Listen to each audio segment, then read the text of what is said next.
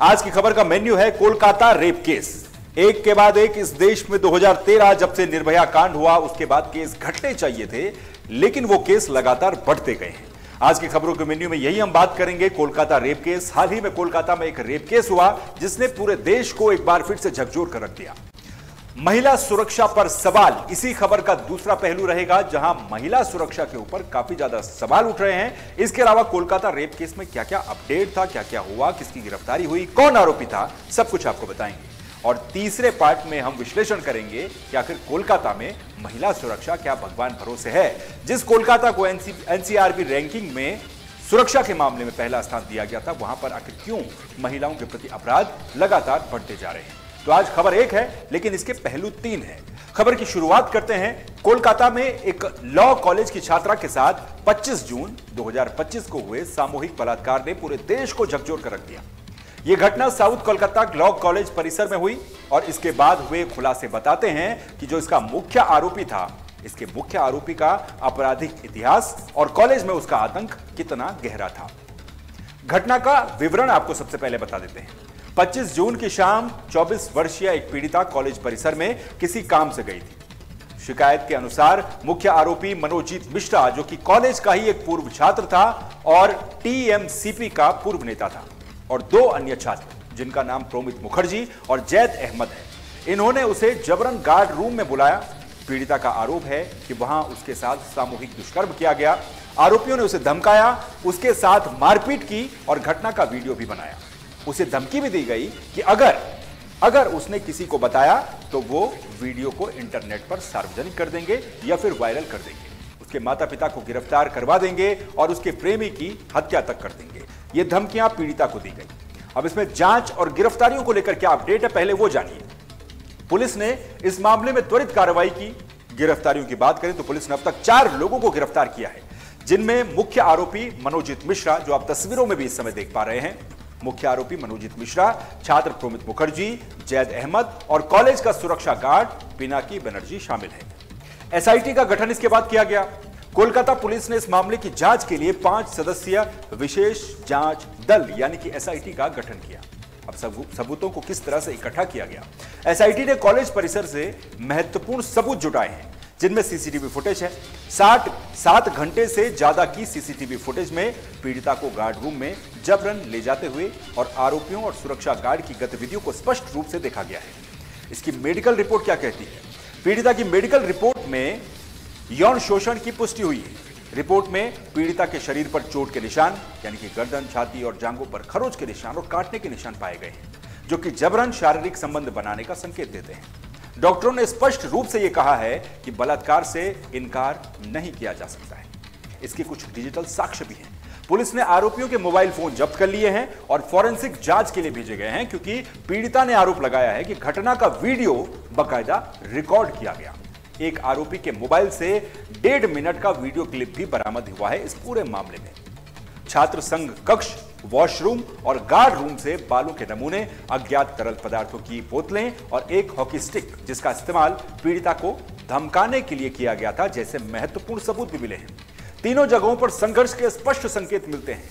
यह पूरा केस था कोलकाता का यह रेप कांड। अब इसके मुख्य आरोपी की बात कर लेते हैं, मनोजीत मिश्रा। इसका आपराधिक इतिहास और कॉलेज में आतंक बड़ा तगड़ा रहा है। मनोजीत मिश्रा का यह अकेला अपराध नहीं है, उसका एक लंबा और भयावह आपराधिक इतिहास है, जिसने कॉलेज के छात्रों और कर्मचारियों को भी डरा कर रखा था। कॉलेज में इसका दबदबा माना जाता था।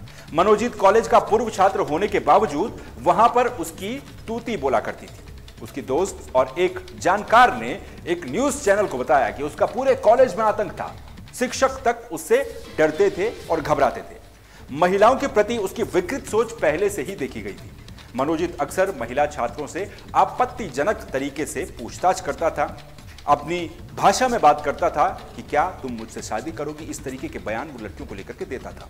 यही लाइन पीड़िता से भी कही गई थी। वो महिला छात्रों की तस्वीरें भी खींचता था, उन्हें मॉफ करता था और व्हाट्सएप ग्रुप में डाल करके बॉडी शेमिंग भी करता था।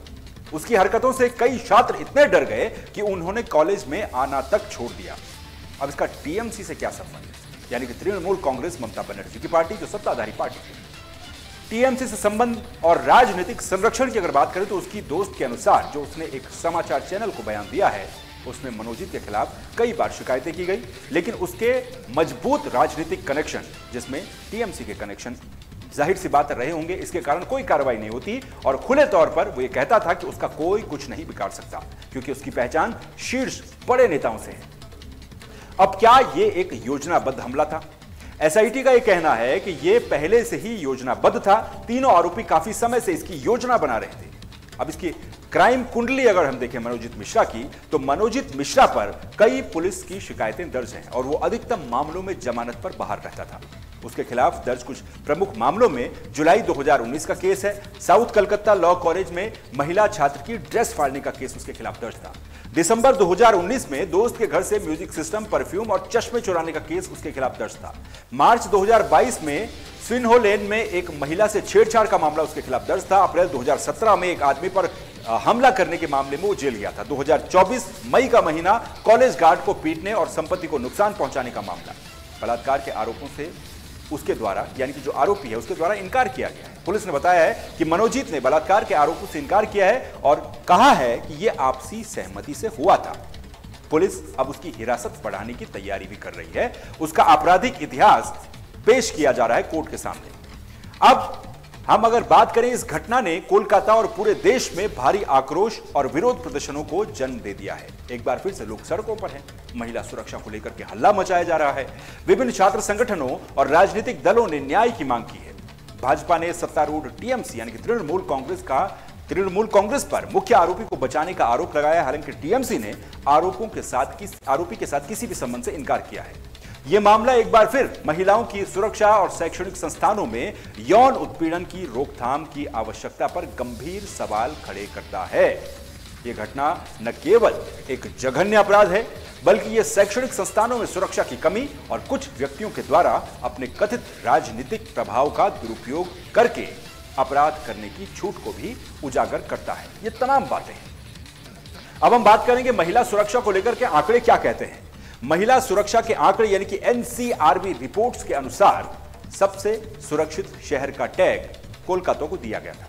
एनसीआरबी की वार्षिक रिपोर्टों के अनुसार कोलकाता को लगातार तीसरे वर्ष यानी कि 2022 तक सबसे सुरक्षित शहरों में से एक के रूप में दर्जा दिया गया था। यहां प्रति लाख आबादी पर सबसे कम संज्ञेय अपराध दर्ज किए गए हैं। महिलाओं के खिलाफ अपराध दर की अगर हम बात करें, एनसीआरबी डेटा यह भी बताता है कि महिलाओं के साथ अपराध दर में कमी बिल्कुल नहीं आई है और कुछ मामलों में यह लगातार बढ़ती भी चली गई है। 2021 में महिलाओं के साथ अपराध 1783 मामले दर्ज किए गए। इसके अलावा 2022 में बढ़कर के ये मामले 1890 हो जाते हैं। एसिड हमलों का मामला एक मामला, महिलाओं की लज्जा भंग करने के 241 मामले, पीछा करने के 54 मामले और महिलाओं पर ताक झांक करने के 21 मामले इसमें दर्ज किए गए। बलात्कार के मामलों में कोलकाता में 2021 में 19 महानगरों में सबसे कम यानी कि 11 मामले दर्ज किए गए।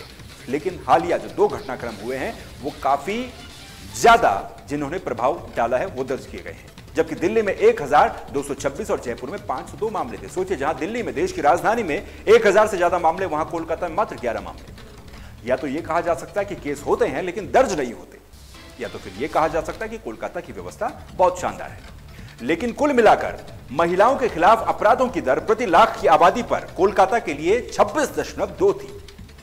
बहुसंख्यक मामले पति या रिश्तेदारों के द्वारा क्रूरता यानी कि आईपीसी की धारा 498A के तहत संबंधित थे, जो कि 2021 में 841 थे। अब इसकी चिंताएं और विरोधाभास क्या है? इस बात पर सवाल उठ रहे हैं कि जिस राज्य की मुख्यमंत्री खुद एक महिला हैं, वहां महिलाओं की सुरक्षा को लेकर के पर्याप्त काम क्यों नहीं हो पा रहे हैं? जब महिलाओं के खिलाफ अपराधों में वृद्धि देखी जा रही है, कोलकाता में हुए कुछ बड़े बलात्कार के मामलों पर अगर हम नजर डालें तो हाल के दिनों में और अतीत के दिनों में भी कोलकाता में कई बड़े बलात्कार के मामले सामने आए हैं, जिन्होंने राष्ट्रीय स्तर पर देश का ध्यान और दुनिया का ध्यान अपनी तरफ आकर्षित किया है। कोलकाता लॉ कॉलेज सामूहिक बलात्कार का मामला जून 2025 जिसकी हम बात कर रहे हैं, यह सबसे ताजा मामला है, जिसमें एक 24 वर्षीय छात्रा के साथ कॉलेज परिसर में एक सामूहिक दुष्कर्म करने का मामला सामने आया। इस मामले में मुख्य आरोपी मनोजीत मिश्रा का एक लंबा आपराधिक इतिहास है, जो मैं आपको इससे पहले बता चुका हूं। इसमें छेड़छाड़, हत्या और हिंसा के रूप में कई मामले दर्ज किए गए हैं। उसके राजनीतिक संबंध भी हैं, जिनको लेकर के काफी ज्यादा सवाल उठ रहे हैं। यह तो सबसे लेटेस्ट मामला था, लेकिन जरा याद कीजिए कुछ दिन और कुछ महीने पहले जाएं तो आरजी कर मेडिकल कॉलेज और अस्पताल की डॉक्टर का बलात्कार और उसकी हत्या का मामला जो अगस्त 2024 के महीने में दर्ज किया गया था। कोलकाता के आरजी कर मेडिकल कॉलेज और अस्पताल में 31 वर्षीय महिला पोस्ट ग्रेजुएट प्रशिक्षु डॉक्टर के साथ बलात्कार और हत्या का मामला सामने आया था, जिससे देश भर में आक्रोश बहुत ज्यादा फैल गया था। इस मामले में सीबीआई के द्वारा आरोप पत्र भी दाखिल किया गया है। तीसरा मामला पार्क स्ट्रीट बलात्कार का मामला 2012 में केस हुआ था कोलकाता में। फरवरी 2012 में सुजेट जॉर्डन नाम की महिला के साथ चलती कार में सामूहिक दुष्कर्म या फिर बलात्कार किया गया। इस मामले की प्रारंभिक जांच और पीड़िता की पहचान उजागर करने के प्रयासों को लेकर के काफी विवादास्पद ये पूरा मामला रहा। कामदुनी सामूहिक बलात्कार का मामला और हत्या का मामला 2013 का एक केस था। जून 2013 में कोलकाता के पास कामदुनी गांव में कॉलेज छात्रा के साथ सामूहिक दुष्कर्म और उसकी हत्या कर दी जाती है जब वो परीक्षा देकर के घर लौट रही थी। इस घटना ने भी बड़े पैमाने पर विरोध प्रदर्शनों को जन्म दिया था। मध्यग्राम बलात्कार का मामला 2013। अक्टूबर 2013 में पश्चिम बंगाल के उत्तर 24 परगना जिले के मध्यग्राम में एक 16 साल की लड़की के साथ 2 दिनों में 2 बार सामूहिक बलात्कार किया जाता है। शिकायत दर्ज करने के बाद पीड़िता और उसके परिवार को धमकाया भी जाता है और उसके बाद रहस्यमयी परिस्थितियों में उस महिला को, उस बालिका को मृत पाया जाता है। तो ये वो तमाम मामले थे जो पिछले कुछ सालों में, कुछ दशकों में हमने कोलकाता में देखे हैं। ये मामले दिखाते हैं कि सबसे सुरक्षित शहर होने के बावजूद भी, जिस एनसीआरबी की रैंकिंग में कोलकाता सबसे सुरक्षित शहर था, सबसे सुरक्षित शहर होने के बावजूद भी कोलकाता में महिलाओं के खिलाफ गंभीर अपराध होते रहे हैं और इन मामलों में अक्सर न्याय और सुरक्षा तंत्र पर हमेशा सवाल उठते गए। महिलाओं की सुरक्षा सुनिश्चित करने के लिए केवल आंकड़ों में ही सुधार पर्याप्त नहीं है, बल्कि प्रभावी कानून प्रवर्तन और शीघ्र न्याय, सामाजिक जागरूकता में भी सुधार की आवश्यकता है। और ये हम उस राज्य की बात कर रहे हैं जहां की मुख्यमंत्री खुद एक महिला है, यानी कि ममता बनर्जी के राज्य में।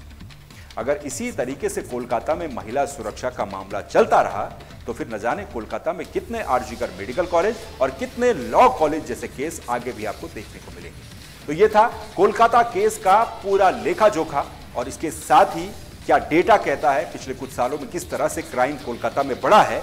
यह वही कोलकाता है जिसको एनसीआरबी की रैंकिंग में सुरक्षित शहरों के मामले में पहला स्थान मिला, लेकिन हाल ही में 2 बड़े गैंग रेप और हत्या के मामले, आरजीकर कॉलेज वाला और ये लॉ कॉलेज वाला, ये साबित करता है कि कोलकाता में महिला सुरक्षा को लेकर के सब कुछ ठीक नहीं है। आज के इस कार्यक्रम में इतना ही। बाकी खबरों के लिए आप बने रहिए तहलका डिजिटल के साथ। नमस्कार।